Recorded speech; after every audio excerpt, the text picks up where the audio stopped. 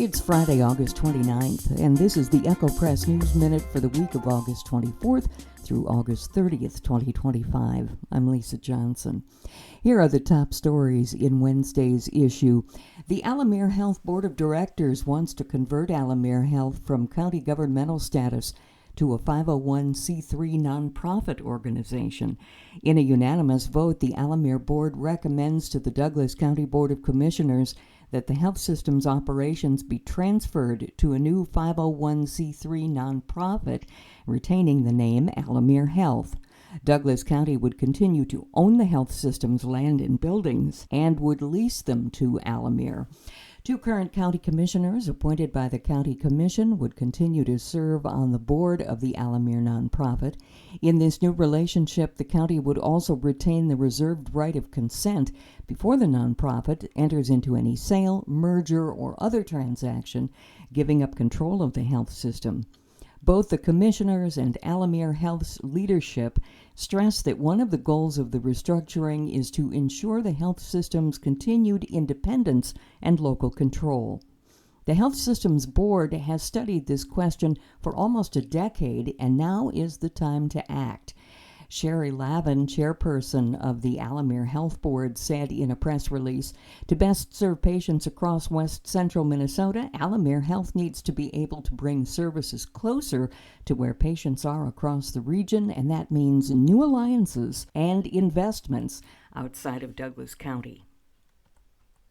This was not Brenda Schermerhorn's first Millerville Butter Day rodeo, but Saturday, August 23rd, was her first butter sculpting win at the butter carving contest. Schermerhorn was delighted. "I never win stuff like this," she said. "I'm not creative. I love it. Like, hey, I got a future in butter, but can I have the turkey back and make some cookies?" Actually, you can't. Take your butter creation back and bake with it, that is. And with butter running between $4 and $7 a pound, that's just another perk of Millerville Butter Day. Millerville Butter Day started in 2011 as a way to honor the farmer-owned Millerville Creamery, which opened in 1929. This year's event featured axe throwing, face painting, vendors, concessions, pork chop feed, all to the soundtrack of musician Zach Thomas. There was also a parade and street dance that evening, and, of course, the butter carving contest. Every entrant was given a pound of Millerville butter and permission to let their imaginations go wild. A micro-business that wants to cultivate and sell cannabis plants indoors received a conditional use permit from the Alexandria City Council Monday night. Jordan Manjo, doing business as Blissful Buds, applied for the permit.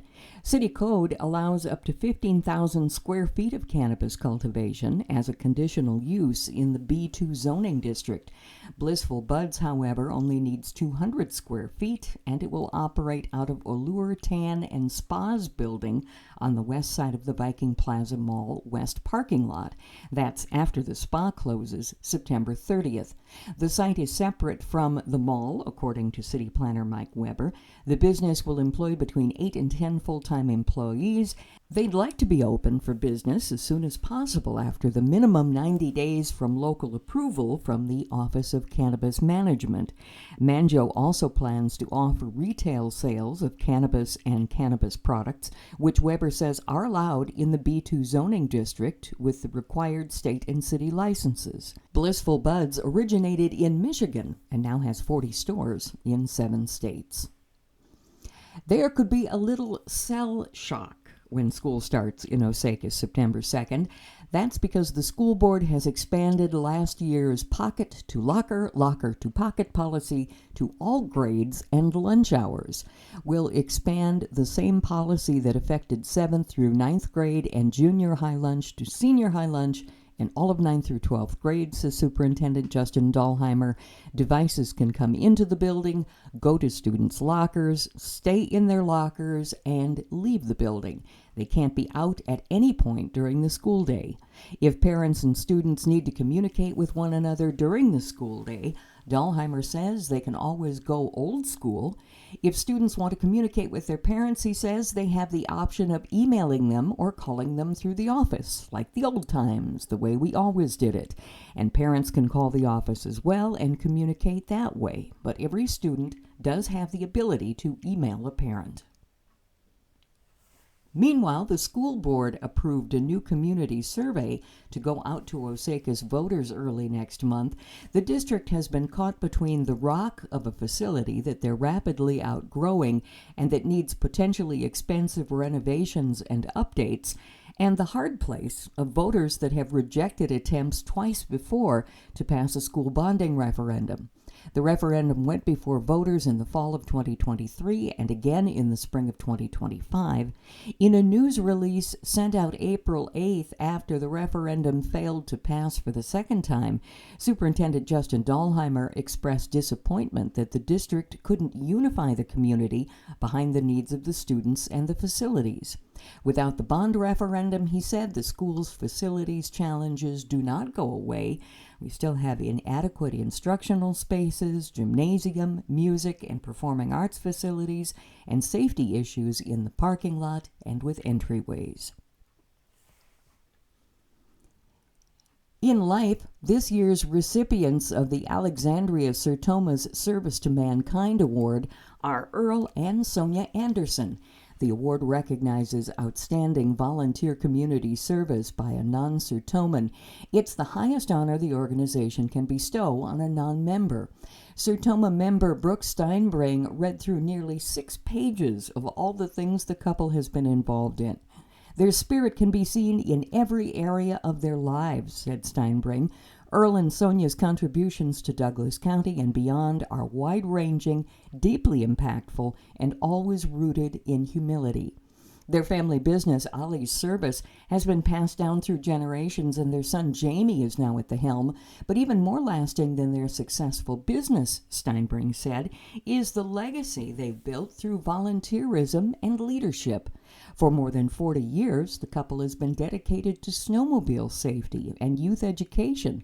As longtime members of the Douglas Area Trails Association, Sonia and Earl have worked tirelessly to certify thousands of young riders in snowmobile safety courses. In sports, 5 season champions were crowned at Viking Speedway on Saturday, August 23rd. Alexandria native Craig Anderson capped off a dominant season by winning the Hornet Division title with 610 points. He won the division by 50 points over Christopher Winter Jr. of Hoffman. Anderson won 3 features this season. Jeff Roner of Wilmer won the Hornet feature on Saturday. Bailey Roche, another Alexandria native, won the Superstock division with a feature win on Saturday. He finishes the season with 2 feature wins and 605 season points, beating out Will Lund of Brandon for the season title.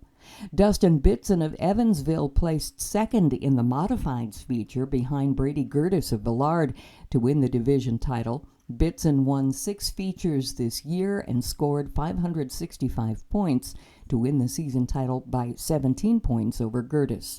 Travis Engebretson of Cyrus finished off his Midwest Mods Division season title win with a 5th place finish on Saturday, while Haley Dykoff of Starbuck won the feature.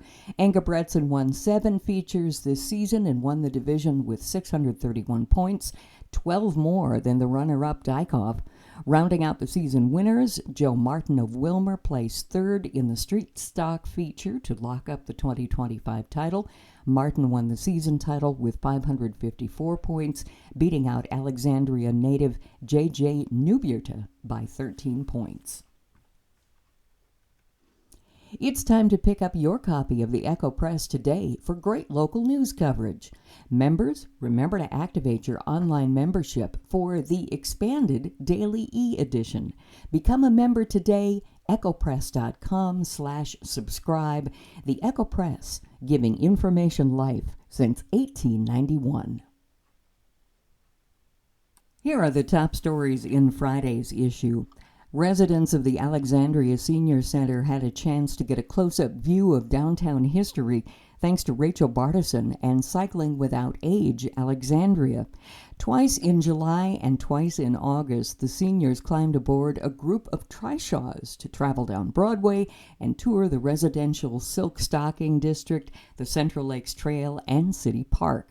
The tour was led by Bartison and took about 90 minutes. There will be another tour in September as well, says Shelley K. Foster, the executive director of the Senior Center.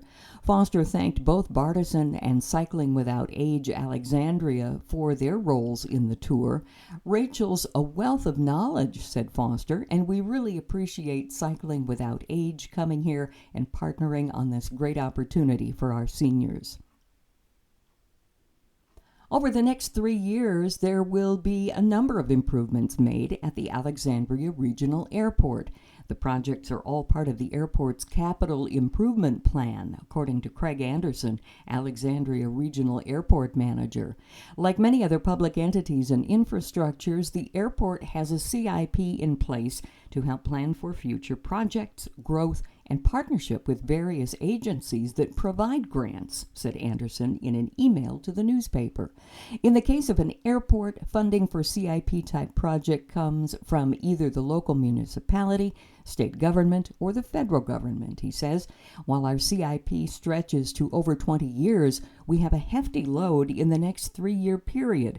None of the projects are fancy or new. They're strictly drop-in replacements of existing infrastructure. In the early 1900s, Anderson says the airport had a significant facelift that included a new terminal building, new fuel systems, new runway lightings, taxiways, and more.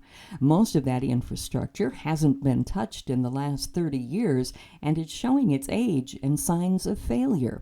He says, while I'd like to see them spread out more, due to FAA and state funding, everything has become bunched up in the next 3-year period.